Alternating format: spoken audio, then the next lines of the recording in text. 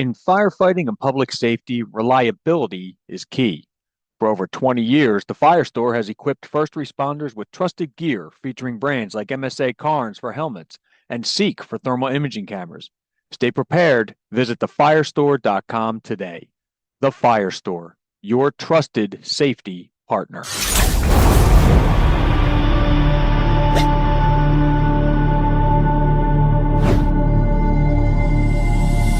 Hi, Chris Mc Loone here with Fire Apparatus and Emergency Equipment. Welcome to this episode of our podcast. We have with me today a number of representatives from FAMA. That's the Fire Apparatus Manufacturers Association. And as many will know, for many years we've had a column in the magazine called the FAMA Forum. So this is kind of the podcast version of that. What we're doing today is we're going. This is a piece of our ongoing coverage of the fire apparatus market, where we are right now, how we got to where we are. We know that there are still increased lead times, and we've had people on before. We've had some fleet managers on to talk about some of their pain points with it. We've covered it in the magazine with our outlooks. But now today we wanted to talk to some of the folks that are involved in the manufacture of your fire apparatus to see from their perspectives what are the things that are impacting them and get some reasons around why we are where we are right now. A lot of us will remember a number of years ago, 2008, there was an economic downturn. Things got kind of funky that way. Then, about 12 years later, we've got COVID and the pandemic and how that impacted things. But we all know that, there is no fire truck manufacturer or component supplier to the manufacturing process that is content with lead times the way they are right now and things like that. We know that they are digging into their backlogs as much as they possibly can to try to get things back to what as the end users are more accustomed to. So I want to introduce who I've got here today. I have to put my reading glasses on because I know that even though I asked them all their titles a little while ago, I will forget them. But we have Bruce Whitehouse. He is the CEO of Amdor. He is also the president of FAMA, the Fire Apparatus Manufacturers Association. We have David Durstein and Scott Beecher. David is vice president of sales for IDEX, and Scott is the CEO of Ward. Both of their roles on FAMA are co-chairs of the GAC. That's the Government Affairs Committee for both FAMA and FEMSA. Hopefully everyone is aware of FEMSA as well. That's the Fire and Emergency Manufacturers and Services Association. Finally, I have Kevin Ignacio. He is the president of Marion Body Works, and he is a director at large with FAMA.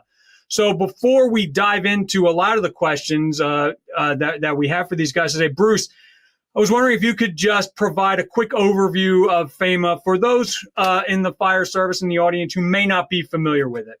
Sure. Thanks, Chris. FAMA is, as you already indicated, the Fire Apparatus Manufacturers Association. FAMA's members comprise the industry side of the fire service. So we have about 135 members, and that would include the apparatus manufacturers represented here on this call by Kevin and by Scott, and also the component manufacturers. So as an example, ISG, which is the parent company of Amdor and FMI, two brands within the fire industry. So we are component manufacturers that supply the apparatus manufacturers. Dave, through his company IDEX, would do the same thing in a different field. So the 135 members of FAMA, we provide obviously the apparatus and the components that are used by the fire service on a daily basis. We're the ones who represent the outward looking part of what the industry does to support the fire service and what that looks like. And I think the big picture for the viewership is, we've already talked about the Governmental Affairs Committee, the GAC. That's part of FAMA and FEMSA that go up on the Hill, and Capitol Hill in Washington, and represent the fire service in the call for adequate funding to support AFG and SAFER, as an example. We have a number of committees and structures that work to service the fire service. Two others that I want to draw particular attention to date are to the Statistics Committee, and we're going to talk about some of the information that FAMA collects. And I believe that FAMA has the absolute best data set on what is happening with respect to equipment and apparatus in the industry. And the other part of it is our Technical Committee. So our viewership may be able to say, or to recall, looking in the glove box or somewhere in a piece of apparatus and finding a fire apparatus safety guide. That's a document that is produced by our Technical Committee to assist the fire service in knowing what are appropriate and safe operational parameters for fire apparatus. We also have things that come out of the Technical Committee, like our Dave, help me out here. We produce nameplates and or safety guides and different guidance on how to mark up certain areas for safe purposes. So those are three areas: the stats, the GAC, and the Technical Committee. We have other components as well, but those are three areas of FAMA that I think are outward facing and the industry might recognize. All right, great. So one of the things you mentioned there, Bruce, was the statistics and the data that FAMA collects regarding the apparatus industry. And where I wanted to start today was to talk about how we got to where we are today. We talk about increased lead, to the end user.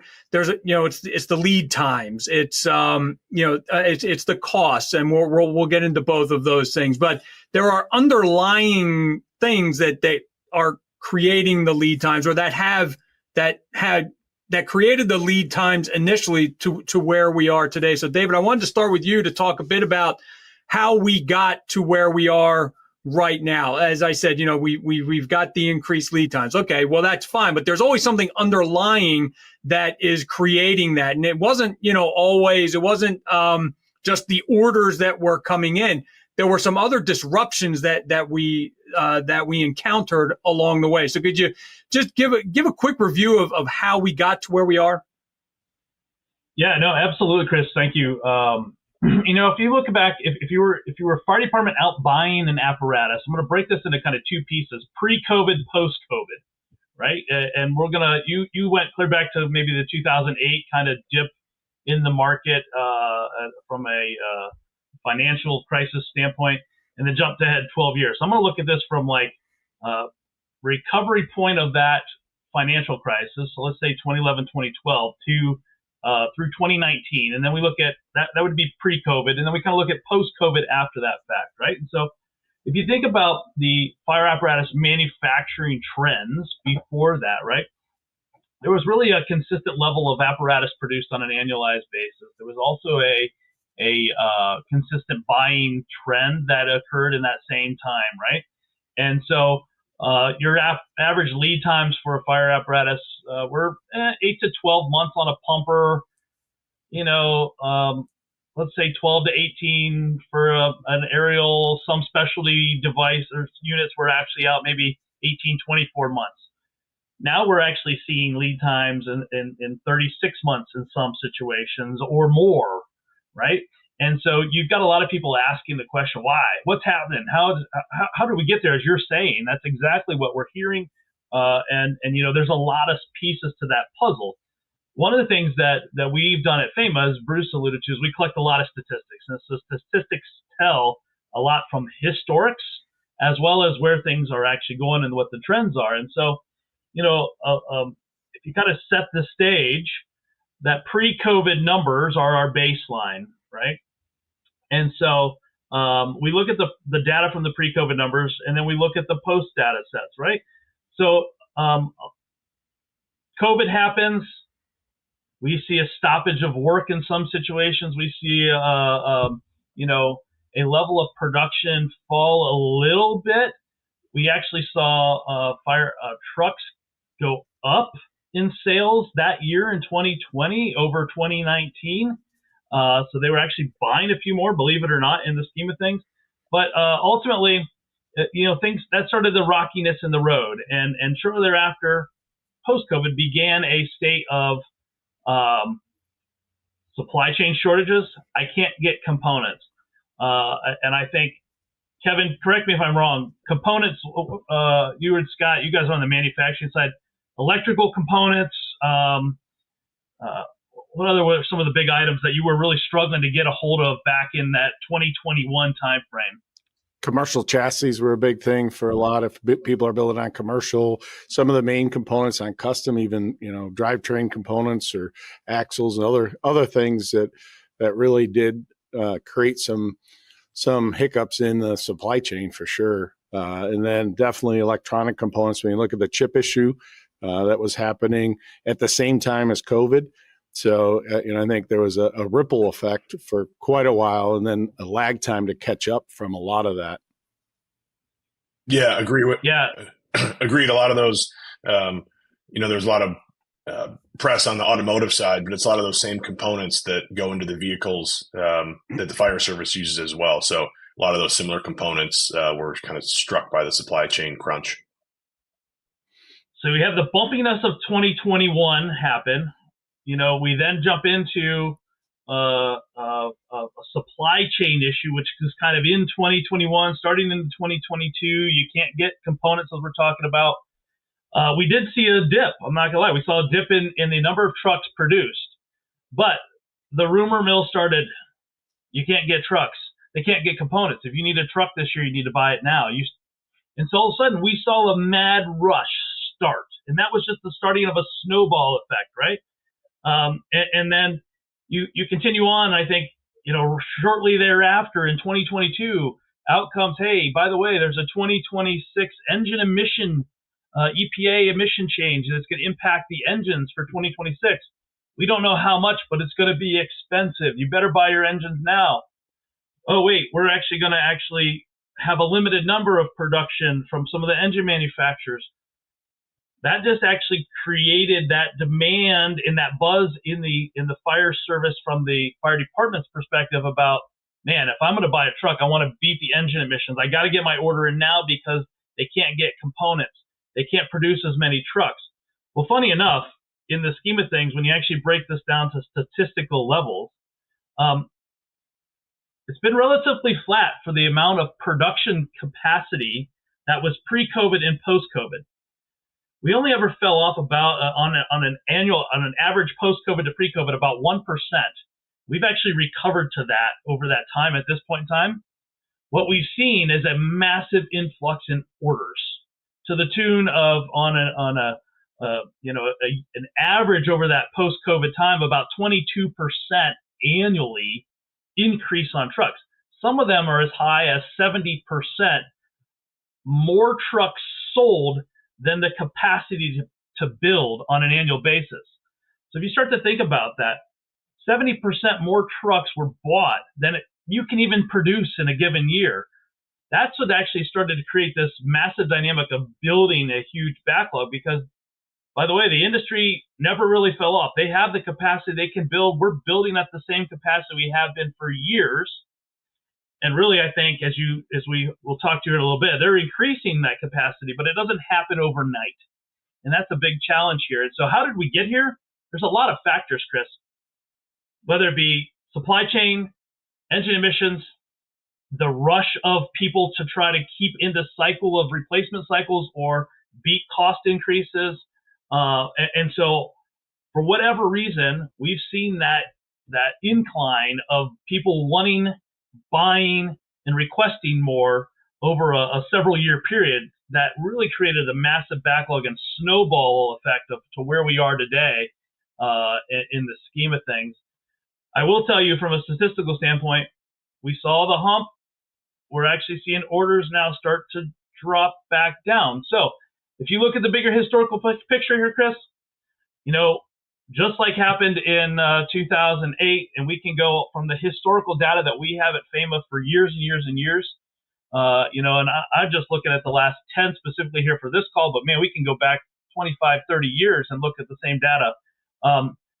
The trends don't lie. They actually continue in the same manner. There's been ups, there's been downs in the production and in the order cycle, but they always seem to balance out to a general flat level in the scheme of things for apparatus bought as well as apparatus built. And unfortunately, I think we're at just at one of those pumps in the buying cycle, but the build cycle has been remaining relatively consistent. And I think they're looking to grow upon that as well to really meet some of these demands in the short term. Chris, just to put some numbers, you mentioned a high of 70% of incoming orders to production ratios. I think I recall from a past conversation that normalization is occurring and fairly rapidly, and we're still above the production, but we're down closer to 14% above production. Is that a fair statement? Yeah, you're right. You're right, Bruce. This last year, we actually settled in at about 14% over the production capacity on orders. So although it's coming back down, it's still buying trucks at a rate higher than capacity. And by the way, pre-COVID was anywhere from 6 to 7% on an annualized basis over. So they're always having a little bit more than they've built. And part of that goes into some of those more complex trucks in the scheme of things that were taking longer times in the specialty apparatus side of things. So it's back into a more normal range, Bruce. You're correct. Another point on that, current state too, though, is that even though the orders are stabilizing a little bit more, closer to capacity, you're not going to see that impact deliveries yet still for 3 years, because we still have that 2 to 3 year backlog on a lot of the actual, products that are being purchased today. So, it is gonna come to normalization, but it's still that ripple effect from what's built up, and it's going to take time to build that. And I think the builders are doing a lot to try to enhance that, but there's a balancing act there too, because as we get to that normalization, we can't overstaff now to then lay off in the future, right? So there's a true big balancing act there that I think everyone's trying to do better on, inventory and manufacturing processes to try to enhance it as best they can. But it's no one has that crystal ball, but I think everybody is really trying to work together to come to that solution. I think it's a really important point, and it was one I was going to bring up. Not exactly bring it up, but bring up the question of when do manufacturers expect things to get back to what we consider to be the norm, and do they expect it? So, Scott, it sounds like you do expect it to get back down into the timing that we are accustomed to get the finished product, but it is going to still be a couple of years, maybe even up to 3 years before we get to there. Realizing you don't have a crystal ball on that, but I mean, am I reading you right on that? That FAMA and its members do expect a return to maybe like what Dave was mentioning, the 12 to 16 months time frame for one type of truck, and maybe getting up into the 18-month time frame for aerials. Is that accurate? I do see in that 3 to 4 year timetable that it's going to be more of a closer to where we were before. I think there's a few factors that play a role in it, and I think even the manufacturing processes, the complexity, the type of calls that departments are doing now versus 5 or 10 years ago, and what their current needs and future needs are. I think, and that's some of the conversation today to have, is what are some of the market changes and market trends in manufacturing versus need, when it comes to complexity versus standard options, and then also, the type of calls they're doing versus what apparatus they're taking for medical calls versus, structural fires or some hybrid in between. So I think, all of those pieces are going to play a role in that normalization and getting back to that, maybe 6 or 8, single digits of, orders, single digits above capacity. But it is going to be that 2 or 3 year cycle before we really start seeing, that coming to fruition for the customers to be able to see that, where it's down to 2 years, then down to that 12 to 24 month period. Yeah, I'd agree with Scott. It's not something that's going to flip overnight, and we need those trends that Dave has been talking about to continue. And at some point, that trend line of orders has to become under what production is to allow the manufacturers to start to chew into those backlogs and work to get lead times back to where they have been historically. Because getting back to that it's in everyone's best interest, right? OEMs building apparatus, the component suppliers, dealers, and the fire departments as well. So it's certainly something that everyone is working to get to and wants to get to. But given the current lead times and that, even today orders in are outpacing production out, that's going to have to flip to allow the manufacturers to chew into those backlogs. And I think that's really critical to explain it that way so that, the end users, the purchasers are understanding, what it is behind, those lead times. And, I think that might be something that, because it happened so quick, and you could point to certain things along the way. And I mean, I had, my fire company had trucks on order during that time frame. We took delivery of them at the end of 2021, and we did have a delay in the middle because there was a component that that there was a shortage on that we just had to wait on. So I did jump ahead a little bit there and talking about like, do we expect these things to change back? But I did, David, also want to ask you just you talked a lot about how we got to where we are. But we didn't really define where we are, so I guess what is the current state of things? What are we looking at right now? What is your data telling you that, like in terms of the lead times and all that, what are we seeing currently? So that it almost establishes sort of a baseline so that when we look ahead, we can say, okay, so, this is where we are now and this is where we can be later. Yeah, no, absolutely. So, I mean, the really where we are today from that perspective, right, is we have gone from having a relatively small backlog in the scheme of things that would carry over, like I said, about 7% annually in that backlog side of things. And now, in the scheme of things, we're seeing backlogs out 100%, 200%, depending on the manufacturer. And that's where you're getting those longer lead times in the scheme of things, is because really that buying trend that occurred, which was buying more than the industry could built that backlog. So where are we at?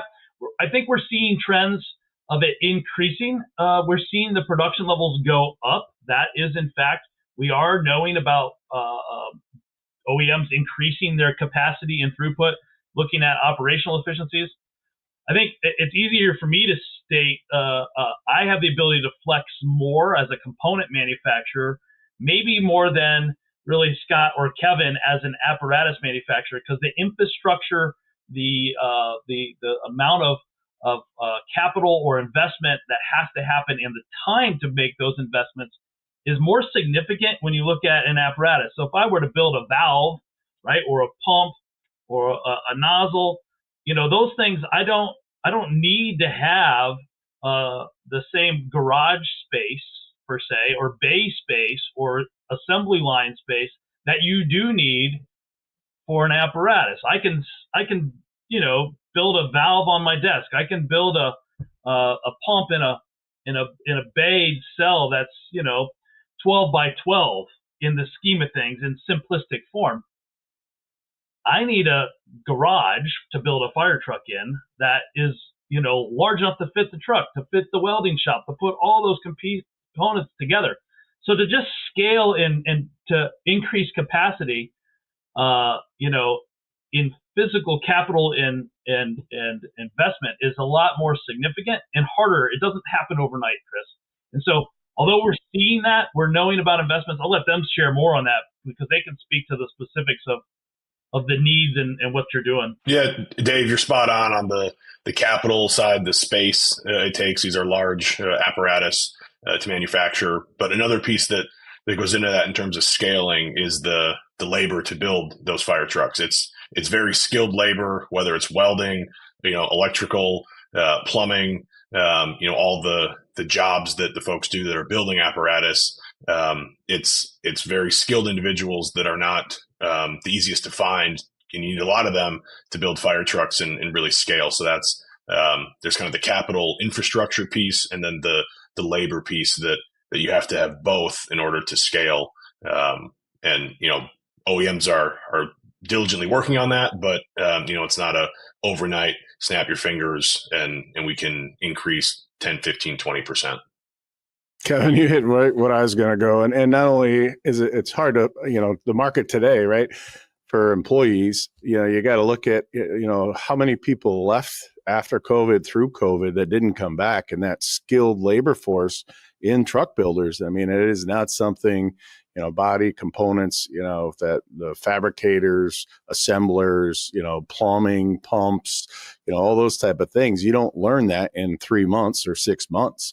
So, besides the capital of building a new facility or creating a whole new production line or adding to a production line, the cost and the time it takes to train and get up to speed, that, replacing who you lost, and then two, adding to that, you lost some of your trainers too, right? The ones that are most experienced are some of the ones that didn't come back to the workforce.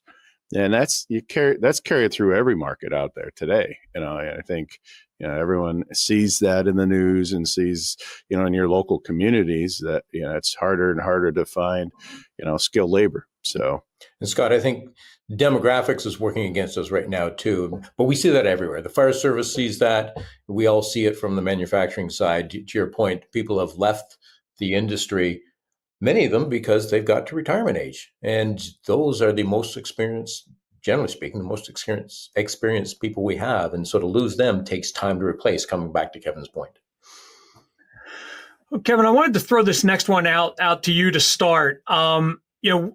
Most of our conversation so far has been talking about lead times and things like that. And I think that many departments in the fire service have adjusted to the lead times as much as to the extent that they can. I've used recently the example of my own fire company. We have a rescue truck that we took delivery of in 2016.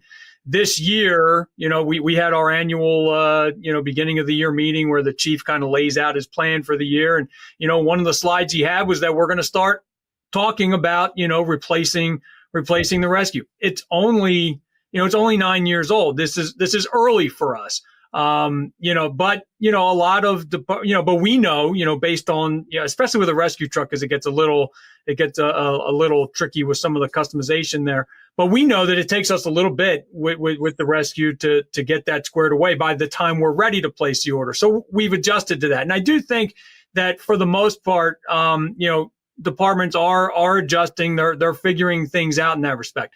But what we didn't talk too much about so far is the cost. And that's the one that I have the most trouble answering. If somebody says to me, why do the trucks cost what they do? It's a harder question for me to answer than the lead time question.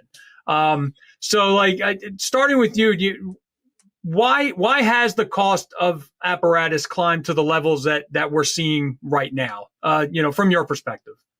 Yeah, really good question. I know it's a hard question. Yeah, I'm not trying to, but it is one that's asked a lot. It is, absolutely. And I kind of look at it as there's really three main factors. There's other ones that are impacting it as well, but it does start with that lead time piece. Lead times being out 3 years, ballpark. That's a long window to price a truck. And when a fire department places an order for a truck, they have a reasonable expectation that when they take delivery of that truck, they're getting value for that apparatus. And as a manufacturer, I need to have a reasonable expectation that when I deliver that truck, that it will be priced appropriately, so that my company can be successful on building that truck. And I need to be successful so that my company is around when there's a warranty claim, repairs that are needed, and that next time the department wants to order a truck, then I still need to be there. So having that long window to price a truck is, as we've seen in the last few years, to look out 36 months and know what input costs are going to be. No one has that exact crystal ball. So that long window from order entry to delivery certainly plays a factor into that. We've touched on the next one a bit already, but the labor market, as we've seen in the last few years, across every industry across the nation. Labor costs have increased, and these are skilled labor jobs that are involved in building apparatus, and there's a lot of labor hours that go into it. So the per hour rates have gone up, and when there's a lot of labor hours, that's going to have an impact on the price of the truck. And then the third would be the supply chain. The cost of the raw materials. The steel, the aluminum that goes into the truck. Those commodities have increased in the last handful of years. And as you look down the manufacturing process, the same labor costs that apparatus manufacturers are experiencing, the component manufacturers are experiencing as well. So those costs have increased, and there's many components that go into a fire apparatus. And when all of those are increasing as well, when you roll that together in a complete apparatus, that's going to drive some of the price increases we've seen. So those are kind of the three buckets that I think of when I get that question on what's driving the increased price in apparatus. I'm seeing the same too, and the other piece on the labor too is the insurance, right? So insurance, I double digits year over year the last couple of years, increases for every employee as well as other types of insurance. And then on the component side and raw materials, we've seen more than once price increases at double digits, 10 to 20%, and we've seen it more than once from a lot of suppliers because their costs are going up. And now the other side too is, interest rates have been higher. So that's a cost, as well as, we'll see where we go on the future with, tariffs and other things that could impact the market. Those are things that'll affect all of us, for everyone from component suppliers and manufacturers to builders to the end user, the departments, customers, and communities. The other thing Chris, the other thing that I think is influencing some of these trends is the changing needs, or what I perceive anyways, to be the changing, and when I say that, the more complex requirements for the apparatus. So I believe that the fire service is asking for apparatus that can do more, and for understandable reasons. But as we do that, and as we add complexity, especially as we add complexity in low volume, and that's what we're talking about, that means that there are increased engineering costs on trucks when you ask to change the truck design from whatever it might be doing, or the last truck you ordered, to now add some functionality that is critical and important. But that changes the engineering background, that changes the input costs, and that's a one-off. So the manufacturers can't recover that over 1,000 or 2,000 vehicles. They need to recover that over a very small, sometimes one. And so that complexity, I think, adds significant costs, but it's all hidden. And people don't necessarily appreciate what that means because it isn't put out there. And it is the only time we're going to order the truck that does that. That's a key point, Bruce. And I mean, there is kind of a little bit of a fork in the road. We kind of talked a little bit earlier on the demand and need and the change in the fire service on the type of calls, but there for a shorter fix. I know, we have stock units available. I know several builders that literally have stock units that are either on the ground or stock slots in production. That if it's customers are willing to accept more of a standard offering on some of the options, that you almost see two paths, right? You're going to have that really complex truck that's going to cost a little bit more. It's going to have a longer lead time, but if you're willing to change, 3 different type of doors instead of, compartments instead of 150, or, 1 or 2 shades of red instead of 200 shades of red, that's one of Dave's points often. I think you're going to see some of that's going to help too, to bring it back down as far as, longer term deliveries and availability. But that's going to take involvement from the customer side too, and really understanding, the risk and reward for the complexity and the things that they need in that truck. Do we have any data on stock rigs or anything like that, David? I would say, they've been around forever. They've been around for a long time. It's been an option for a long time. But in the job that I have, I hear a lot more noise, and I don't mean noise badly. I mean, it's just there's a lot chatter. Let's call it chatter about doing exactly what Scott just mentioned. Like adjusting maybe to saying, all right, can this stock rig fit our operational environment and stuff like that? Now it's might be a little too early, but David, do you have any data on stock or no? It's kind of funny. I've become the data guy here, and of course, these guys will all laugh, and they'll also share that I'm a Excel junkie, so I have all kinds of spreadsheets. But from that standpoint, what I can't say is no. I don't think I have any statistical data to say here how many stock trucks would be available. What we've seen is there is a trend for people in immediate need to buy more of a stock-based truck. And Scott alluded to the fact that I love to talk about paints. And so one of my favorite things to do is go visit customers of mine and walk into one of the OEMs. And as you take a factory tour and you get to the paint shop, and I say, how many colors are you painting? And you literally, I can tell you for a fact, there's one that has, when I was in here recently, 800 different colors that they offer. So you start to think about the color combinations you can get, because some people like them to be two-tone, right? So over 800 different colors. By the way, over 400 different shades of red. Fathom that when you talk about customization. Go buy a truck from Ford. You got two reds. You got more of a maroonish, darker one, and you've got the bright red. That's it, right? So there's an example of some of the standardization pieces of that puzzle they're alluding to. But to tell you, hey, now how many stock trucks are available today? I can't tell you that, but I would tell you, we don't ask for that kind of statistical analysis, but I would tell you off the top of my head, I could probably point you in the direction of 50 to 100 pumper tanker kind of vehicles that maybe aren't available for delivery today, but in the next, I'd say 90 to 180 days, you could probably have it in your station. Okay. Just curiosity there. I wanted to stay with you, David, not necessarily for data this time, but I mean, you are, when you think about IDEX and you think about the different brands that are within IDEX, it's not only the apparatus manufacturer who's impacted by supply chain, it's the stuff that your company makes that is also affected by supply chain. And it's kind of a two-part question to start it off.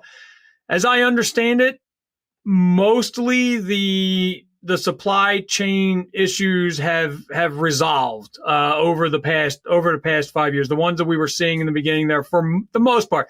But are there still some flukes out there? And and this is for all of you, I'm just starting with David, but what have the manufacturers, whether they're component manufacturers or the truck manufacturers, done, I guess the lessons that they've learned that they will implement into, sourcing the materials and the parts in the future, so that should one person go down that makes the widget you need to make so that you can ship it off to Kevin so that he can make his truck, what are some of the things there? So sorry, I went off the rails there for a second.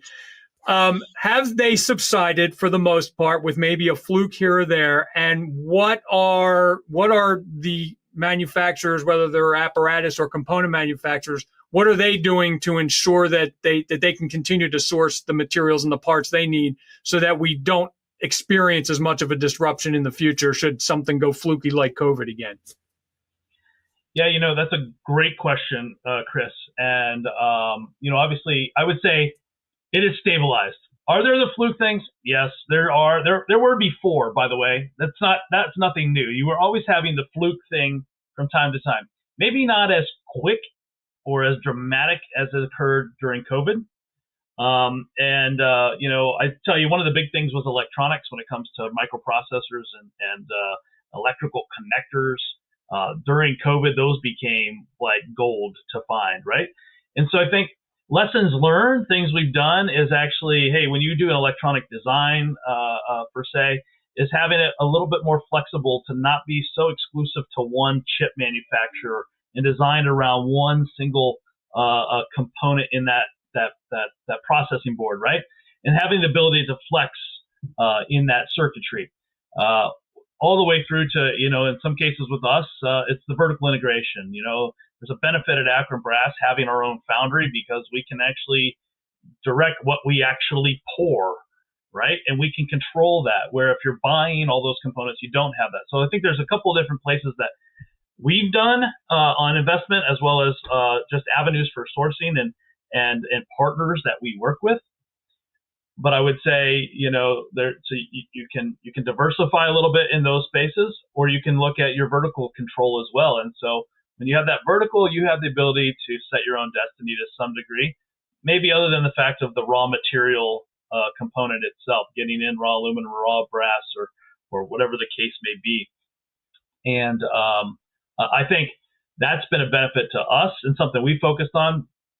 But I would also say we've also strengthened our team and our people in that space to make sure we have maybe a little bit more resources to leverage when a situation like that arises, and also strengthen those relationships outbound to those suppliers to be able to have that pick up the phone and I call Scott directly, or pick up the phone and I call Bruce directly, kind of a mentality in that piece, and that you're not relying on other folks to help in that distant chain. You're actually making the connections and trying to keep it tight in that space as well. And I'll piggyback on that part. I mean, that's one of the best aspects of my involvement with FAMA as a whole, because I had those relationships, right? And a big part of what's happening now, or even getting through the last, was the communication, right? And talking. And the worst part is when you're building a truck and it's, you're 2 weeks away from delivering it and you find out something's missing, or sorry, that's a 6-month backlog. And you put all that into a truck or into a component and it's ready to ship. And now you got to hold it for 6 months and then explain that to the customer. That happened. I do see too that it has normalized. We'll get partial shipments or parts or pieces missing sometime, but we had that before. I think there's still some quality control here and there if they're rushing or trying to get things out, or, again, the new employees that maybe didn't do it the same way it used to be. So you'll see some of those things. But again, as long as you continue building those relationships with your suppliers, having those frequent communications we've built up, I think we have the backlog does give you a better picture of the parts and pieces you need. So in a way, we maybe are buying parts a little earlier too, and making sure that, it's not just in time, we're getting things here sooner, so that, maybe it is, costing a little bit to have that inventory or have it on the ground before we're ready for it. But then we're going to have a better turnaround as it starts production and assembly and out the door. But that also increases costs because you're carrying those parts and pieces for a longer period of time, and I think we've seen changing in purchase practices, increased inventories, and again, like I said, that, production schedule, having that, you kind of, if you can have the engineering to jump, get in front of it more so and really, do that parts planning better, procurement planning and assembly planning ahead of time. I think that continues to help improve the processes. I want to throw this one out to Bruce. I forget if it was Scott or Kevin who mentioned tariffs earlier, but we've been talking about raw materials a lot during this as well. We kind of went through this a while back, but we're hearing it again now, and I don't know necessarily because, gosh, I mean, sometimes it seems the tariffs are on, the tariffs are off. You don't know exactly where we're at right now, but the question I had was, what can purchasers expect from potential tariffs? But I guess the better question would be, I guess, from a FAMA perspective, from your membership's perspective, Bruce, what should purchasers do to plan for potential tariffs and how those tariffs could impact the cost of the rigs they're ordering? Well, thanks, Chris. That's kind of a loaded question, but let me just cast back a few months and say that when tariffs were first floated or first became a topic of conversation, there was an almost immediate jump in commodity prices on both aluminum and steel. So people that were manufacturing billet, as an example, or people who were in the rolling steel industry, they didn't wait for those tariffs to be announced. They started to have price reactions immediately. And unfortunately, the reality is that aluminum, steel are pretty significant components of any piece of fire apparatus and significant components of many of the parts. So we manufacture roll-up doors for fire apparatus. Guess what? They're made 93% out of aluminum components. So we started to see that increase in our raw materials almost immediately. Now, let's agree that there is some time lag to when that actually hits our production floor. But the fact is that commodity prices started to move.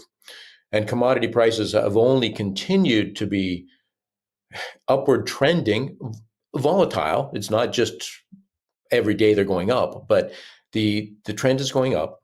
And I know that the manufacturers cannot absorb a 25% increase in their primary raw material. There just is not that capability. So the manufactured cost is going to go up. Manufacturing costs result in cost increases are going to result in price increases. And I don't see that there's any way around that. I know that there are a number of discussions going on. And from a FAMA standpoint, FAMA is not going to talk to the pricing patterns and the pricing practices of our members. That's not what we're about. But I would fully expect that individual members are going to be looking at their own businesses, looking at their own input costs, and deciding what is an appropriate response.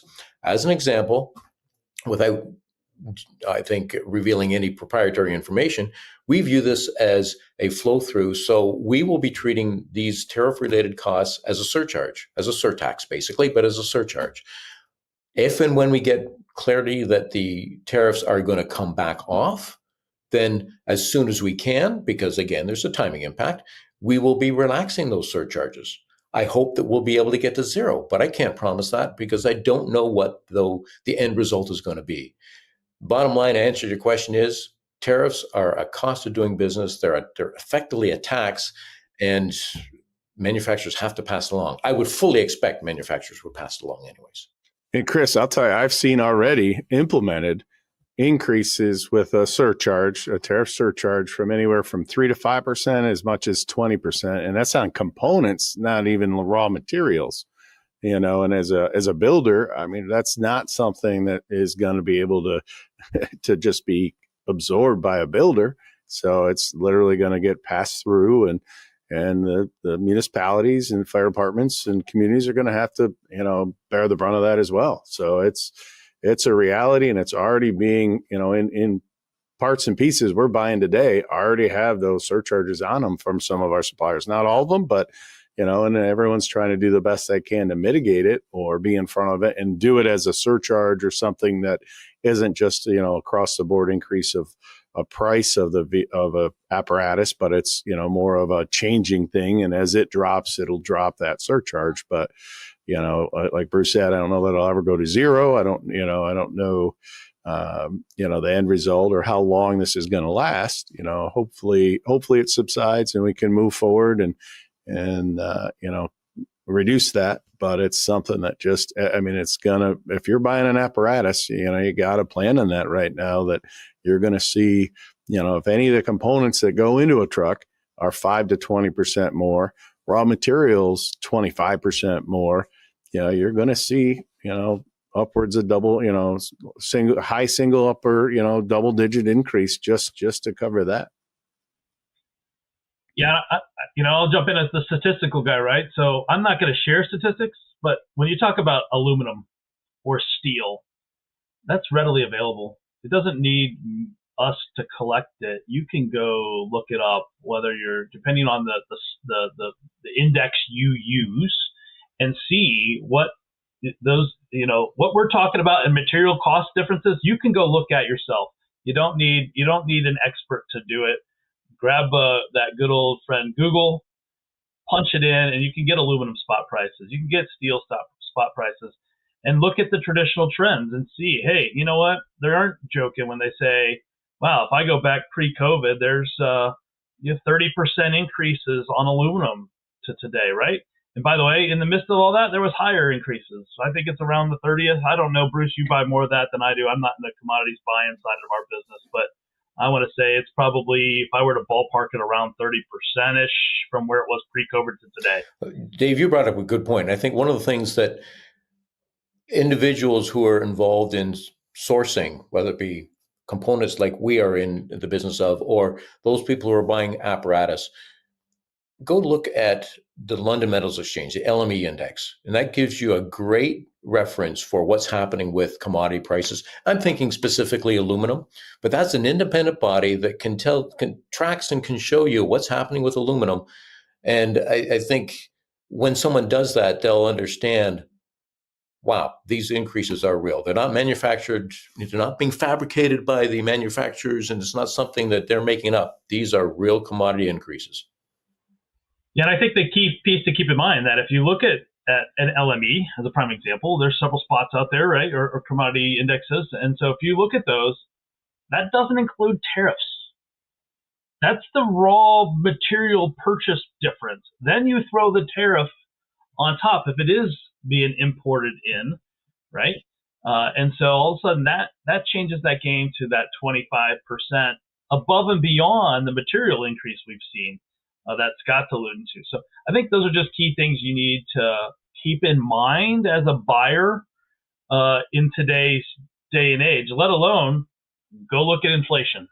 Although inflation's come back down, the years we're talking about big spikes in apparatus buys, 21, 22, were what, 7-6% inflation rates annually. And so that has an impact, I want to get off of that, and talk a little bit more about solutions. Kevin, I'm going to throw this one out to you. We talked a little bit about stock apparatus a little while ago. There are, I contend that there is no manufacturer that is happy, saying, well, that's going to take 3 to 4 years to get you. I don't, so I know that, that nobody is happy with that, and they want to help as to the extent that they can get you your rig and as quickly as possible. Sometimes that's stock, but are there other solutions that fire departments can look at to try to get a rig sooner and at a lower cost? Are there things you can do with components and things of that nature? I mean, like I said, if you just want to focus on stock, that's fine too. Yeah, I mean that would have been one of the things I mentioned, but there's still going to be that market for departments that are buying a more custom apparatus, and with that, I don't know if there's silver bullets on that, but I know there are a lot of things that you can do to ensure that your lead time is no longer than it has to be. And I think starting early, having good communication with the dealer you're buying the truck through and the OEM definitely helps that process get rolling. And then coming in with a clean spec and limiting change orders to the extent that's possible. Just a lot of those things that Bruce kind of touched on it. When the change order happens, throwing it back to engineering, maybe they have a backlog of stuff they're working on, just those things that make the apparatus purchase or, manufacturing process a little bumpier, and those change orders can kind of create those bumps. So, getting started early, really good communication throughout the whole process, and then a clean spec and limiting change orders. Are they going to bring your lead time down, by 12 months? Not likely, but they're going to help ensure that it doesn't get extended any farther than it already is. I think that's a critical point that I've heard numerous times from fleet managers as well as manufacturers, that there was, sometimes you get to the engineering conference and you're walking around and you're seeing a million things on other trucks now that you're like, ooh, that's cool, I want that now. Ooh, that's cool, I want that now. And then, and there was a mindset where it was like, oh, well, we can take care of this in engineering or something like that, where it really is the onus in some ways is on the purchaser to get that as squared away as possible so that the changes are not there. Now, of course, there's always going to be maybe a light bar change or something like that, but as far as some of those features, you really do have to know what you want in the beginning and not have that mindset of, well, if we see something in engineering, we'll just change it then. Yeah, completely agree with that. And really, like kind of said too, getting whoever your dealer or your builder, or whoever the partners are that you work with the most, getting them involved earlier so that you have those questions. Once the sheet metal is cut, bent, and compartments are made, to change structural things or sizes of cabinets or put something in there that doesn't fit, is those things are just, really can interrupt, even changing some of the lights.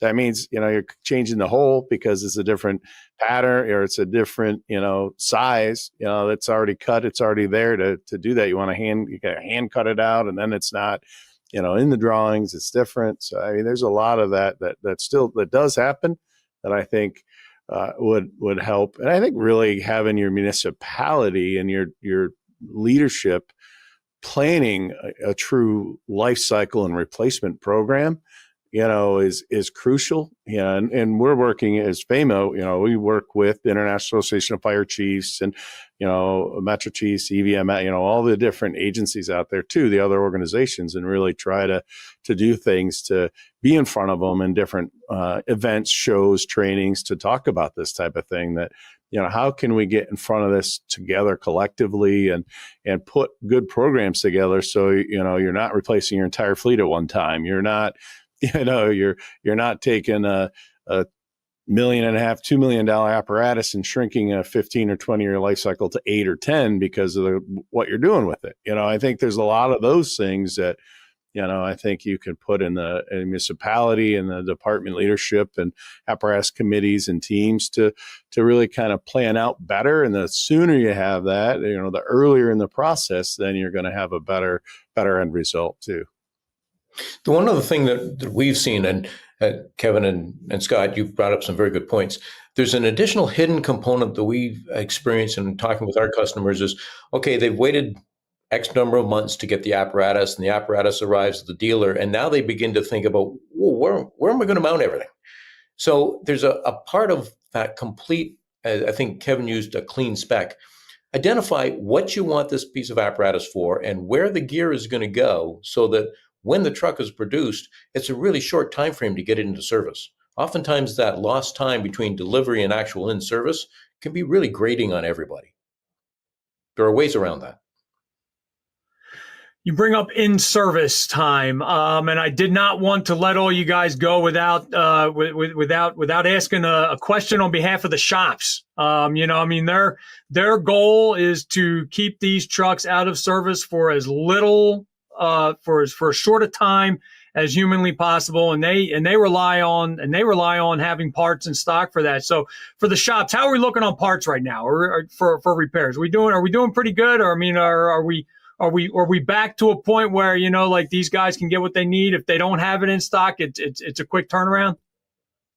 I'll throw that out to all of you, whoever wants to jump on that one. Sure. We have a service center, so, and for 600 apartments, but we do, we've seen an increase for sure in life extension, refurbishment, rechassis, that kind of stuff too, to help mitigate through this time. We had for a short period there when the truck building had the same issue. I mean, we had parts that were, a down truck that we couldn't even get a part for 6-8 months or even longer. So it was sat and it was inoperable until that part came. So again, you had to drive it and always be on the phone trying to communicate. What can you do to speed it up? I think there's you look over, 50% of the trucks that are in use are beyond the expected life expectancy of them, right? For NFPA standards. So a lot of things that you're trying to service or make work longer, you can't even get the parts for. So you're trying to figure out, where can I make it? How do I find another component or piece to do it? I think that's probably impacted it some more so than, some of the part availability on new parts, but it's, a lot of trucks are old out there.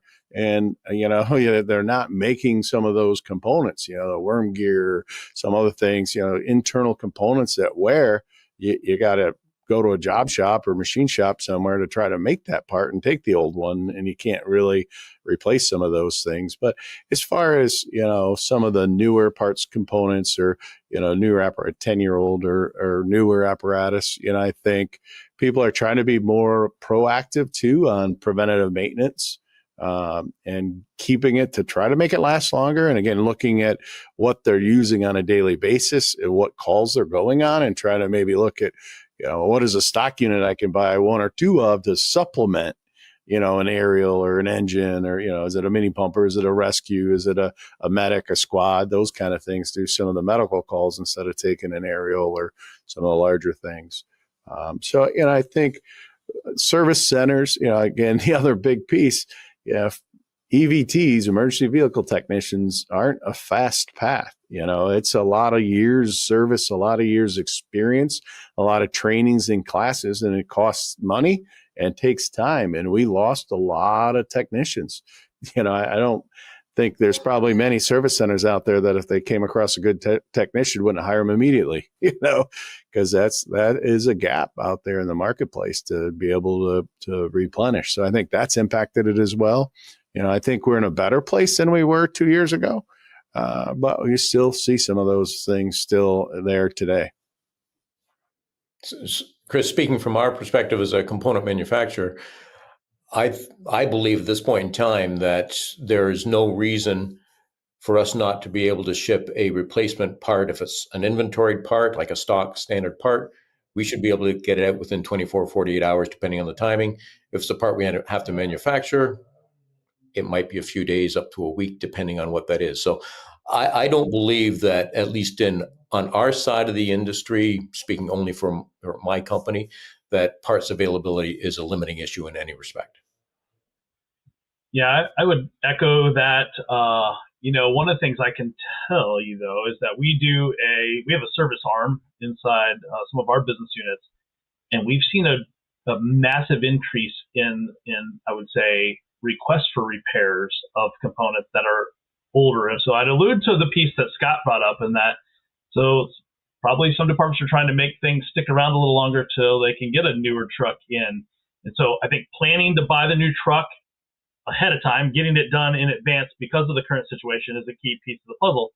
But as they're looking for it, there are some of those older items that are 15 years old, 20 years old. By the way, I had one come in here recently that somebody said, "Have you ever seen this before?" I've been in this industry, 24 years, particularly with the Akron brass side, and honestly, there's some older parts coming in that they're wanting repaired that I think I'd replace versus repair it because it's that old, right? And so the lead time to actually, as Bruce is saying, custom make something, particularly if it's not in your standard repertoire and it's an older component, you really need to make that evaluation of, can I just replace it with a new one and get it faster to maximize my uptime, versus do I wait to have it remanufactured or find a machine shop to custom build it? Is there a swap in that piece of that puzzle? Because we're seeing more and more. So we've seen a massive increase in our demand in repair and service, or requests for repairs and services as a result of the current situation as well. Well, we have covered a tremendous amount today. I want to thank you all for coming on and representing FAMA in this, and ultimately the FAMA membership. Before I let you go, though, and I'll throw it to Kevin first. Any closing comments you want to make just about the where we are in general, how things are going for you, and any general comments on what we've spoken about today? Yeah, Chris, I think the piece that I'd touch on is that, the reality of long lead times and the pricing side as well is something that's impacting the whole industry, and really, on the lead times, bringing those down is in the interest of everyone. So, for myself as a fire truck manufacturer, we're working to increase our production so we can chew into backlog and bring that lead time down for us as an OEM, the component manufacturers, dealers, end users as well. So working hard on that. And I think I mentioned it before, if the last 5 years have really taught us anything on all of these topics, there's a lot going on, a lot of, different reasons that things are happening. I think communication is key, from the fire department with their dealer, with the apparatus manufacturer, the component manufacturers as well. Just having those open lines of communication to understand and get a little more of the picture as to what is going on, I think will really benefit everyone involved in apparatus purchasing. Scott, final comments? Yeah, again, echo some of that, but I think have a stronger, apparatus life expectation and replacement program with more accurate specs early on, willing to accept maybe stock units or more standard options for some of your apparatus. And then really, have the key players involved, whether it's, the different agencies, organizations, builders, suppliers, government, your own municipality, who is on the finance side, and having all those players involved earlier, the more we come together, the better outcome we're going to have as we work together. So that's kind of my key points. Thank you. David? First, I just want to say thanks, Chris, for letting us come on and kind of share the current situation and some of the data and information and make it available, because I think educating the fire service is a big key. And there may be a lot of misconceptions about what's happening or what is occurring. And so I just want to say thank you for letting us be on here with you and have the chance to kind of share this for the industry. I think Kevin and Scott hit several key critical components. I don't know that I have anything more to add to them, but we're all impacted. We're all doing our best to try to help mitigate the situations, as well as we understand the services the end users provide. And it is critical that we do our part to help, because it really just betters the communities in which we all live and the services that get provided to, hopefully not ourselves directly, but it may be us or our loved ones. And so a thank you to the fire service for doing what they do on an everyday basis and helping to keep us all safe and protected. So, Bruce, want to bring it home? Well, thanks, Chris. And I want to echo Dave's appreciation. We very much thank you for hosting this opportunity to address what is obviously and importantly a key point for the fire service in discussion. And FAMA, when I talk to our members, I don't believe that there's any one individual or company in FAMA who is happy about the current lead times, the situation. And I believe everybody is focused on trying to figure out ways to bring things back to a more normal status. And FAMA as an organization, being what we want to be, and I believe we are, is a significant resource to the fire service, supporting those people who run towards the fire rather than run away from it. We're really proud of the support that we can provide, and we're very thankful for the fire service in general. I want to just pick up on one point that hasn't already, I think, was mentioned earlier, but wasn't mentioned in the wrap-up. So in addition to what Scott and Kevin and Dave said, I think a PM planning cycle or our planning program is a way of ensuring that the apparatus that you've got, as you work to bridge the reality between perhaps an older and out-of-date piece of apparatus, or just one that you want to maintain an optimal level of service, make sure that you've got a good PM program so you can anticipate and get ahead of those areas where maintenance is required. Take it out of that, oh my goodness me, now I've got an emergency and I got to figure out how to solve it. A little bit more work where resources exist, and that I think could pay dividends down the road. But at the end of the day, we really look forward to being able to continuing to work with the fire service, and FAMA as an organization looks forward to continuing to engage with the fire service and be a resource to the men and women who are first responders every day. Perfectly said. And my thanks to all of you for sitting down with me today. My thanks to FAMA for allowing you to make yourselves available to talk on behalf of your membership about these things. It really is critical for us as end users to know what you are all up against. So I think that plays a critical piece to all of this as well.